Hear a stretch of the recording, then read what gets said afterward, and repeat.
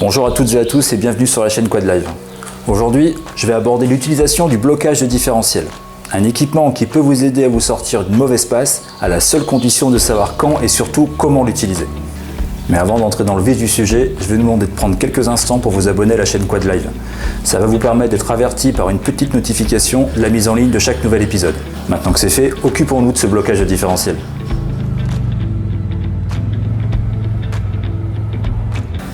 Avant de savoir quand et comment utiliser un blocage de différentiel, il serait peut-être important de savoir ce qu'est un différentiel.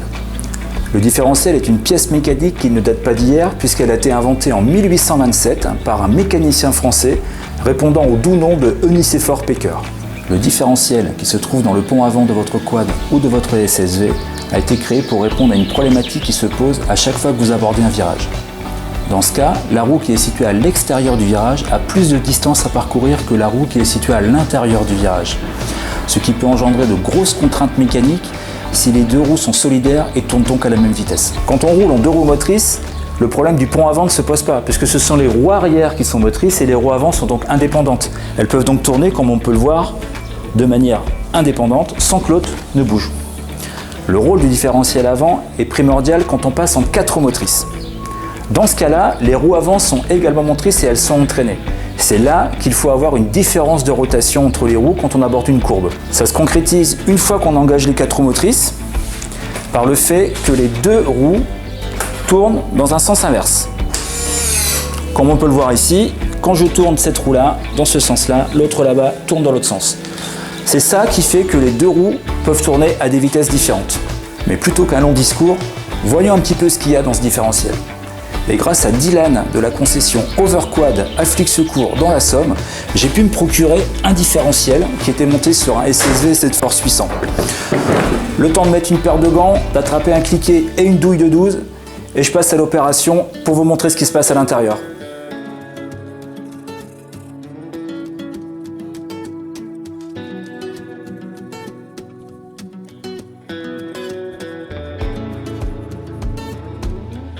Voilà, notre différentiel est ouvert.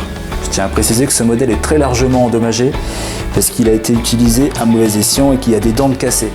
Mais peu importe, le but étant de vous montrer comment il fonctionne. Le différentiel est donc composé de 4 engrenages. 2 qui sont placés de manière verticale, qu'on appelle les planétaires, et 2 qui sont placés de manière horizontale, que l'on appelle les satellites.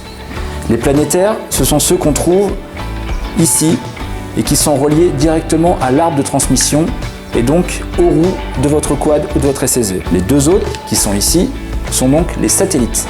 Et ce sont ces deux autres pignons qui permettent aux roues de tourner à des vitesses différentes. Le différentiel est donc un organe mécanique parfait jusqu'à ce que le relief du terrain s'en mêle. Si par hasard vous vous retrouvez avec une roue avant en l'air dans un croisement de pont au passage d'une ornière par exemple et l'autre en contact avec le sol, vous verrez que le différentiel agit de manière tout à fait étrange. La roue qui va être en l'air, donc qui ne sert à rien, va tourner dans le vide, et celle qui est en contact avec le sol, qui est destinée normalement à vous faire sortir de cette mauvaise passe, eh bien vous verrez qu'elle reste à l'arrêt et qu'elle ne tourne pas. Une simple pression sur un bouton ou sur une commande va vous permettre de neutraliser l'action du différentiel. Dans ce cas-là, les deux roues sont solidaires et tournent à la même vitesse. Vous vous souvenez tout à l'heure la roue qui était en l'air, qui tournait dans le vide, et l'autre en contact avec le sol, qui est restée immobile? C'est terminé. Celle qui est en l'air va recevoir grosso modo 50% de la puissance, mais celle qui est en contact avec le sol va elle aussi recevoir 50% de la puissance, ce qui va vous permettre de passer l'obstacle sans aucun problème.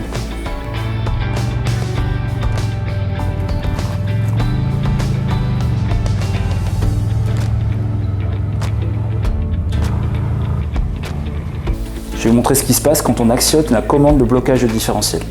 En fait, ce moteur qui est ici, que j'ai démonté en préalable, il a une petite roue crantée qui est là, qui vient actionner cette fourchette qui est là, et qui en coulissant vient neutraliser l'action des satellites et donc solidarise les deux roues du même essieu, ce qui les fait tourner à la même vitesse. L'utilisation du blocage de différentiel est donc à réserver aux zones techniques, sur les gros croisements de pont ou alors par exemple aussi dans un bourbier. D'une manière générale, le blocage de différentiel est utile quand on cherche à obtenir une motricité maximale. Mais attention, ce blocage ne doit être utilisé que de manière ponctuelle et doit être enlevé dès que les conditions d'adhérence le permettent. car comme nous l'avons déjà indiqué au début de cet épisode, quand il est bloqué, les roues tournent à la même vitesse et si vous prenez un virage dans cette configuration, vous allez ressentir une forte contrainte dans le guidon de votre quad ou le volant de votre SSV, ce qui peut entraîner une casse mécanique. C'est probablement ce qui a dû se passer sur le pont qui nous a servi de modèle pour vous montrer son fonctionnement. Si votre machine est équipée d'un différentiel arrière, sur le plan technique, il fonctionne sur le même principe que celui que vous avez à l'avant. Cependant, son utilisation est différente. Il devra être libre quand vous roulez sur la route pour pouvoir avoir des vitesses de rotation différentes, ce qui permet d'éviter les contraintes mécaniques. En revanche, dès que l'adhérence est un petit peu précaire ou si vous voulez vous amuser un petit peu, il faudra le bloquer pour avoir les deux roues qui tournent à la même vitesse, ce qui permettra d'avoir une meilleure motricité. En résumé, le blocage de différentiel ne doit être utilisé que de manière très occasionnelle, à faible vitesse et en laissant autant que possible les roues droites. Dans toutes les autres situations, votre différentiel avant doit être libre et donc non bloqué. Voilà, il ne vous reste plus maintenant qu'à mettre tout ça en pratique. Roulez prudemment, prenez du plaisir bien entendu, et je vous donne rendez-vous la semaine prochaine pour un nouvel épisode. À bientôt!